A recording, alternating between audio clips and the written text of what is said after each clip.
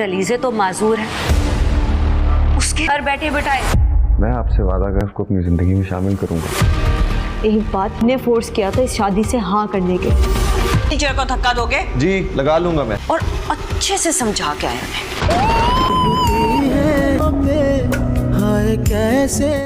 घर का माहौल पूरी तरह बदल चुका होता है। सब लोग खामोश है, लेकिन अंदर ही अंदर हर किसी के दिल में तूफान चल रहा होता है। अनाया अपने कमरे में गुस्से से इधर-उधर चल रही होती है।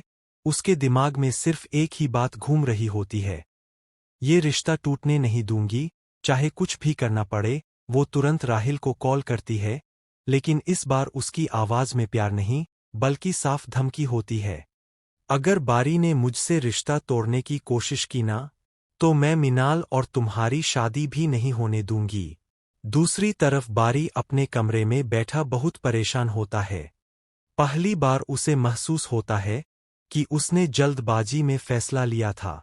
उसे अनाया की हरकतें, पार्टी का सीन और उसका रवैया बार बार याद आता है।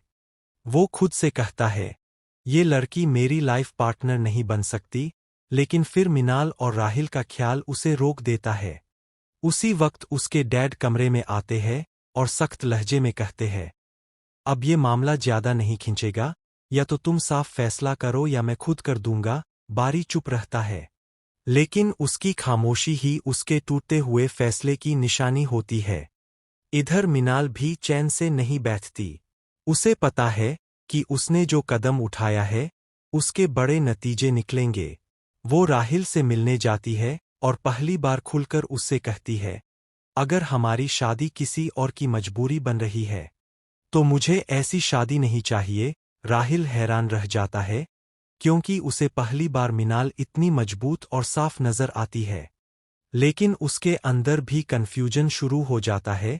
एक तरफ उसका प्यार, दूसरी तरफ उसका परिवार। उसी दौरान एक बड़ा ट्विस्ट आता है। पता चलता है कि एक्सीडेंट वाली लड़की को लेकर मामला अभी खत्म नहीं हुआ। अनाया के डैड पुलिस के साथ घर तक पहुंच जाते हैं।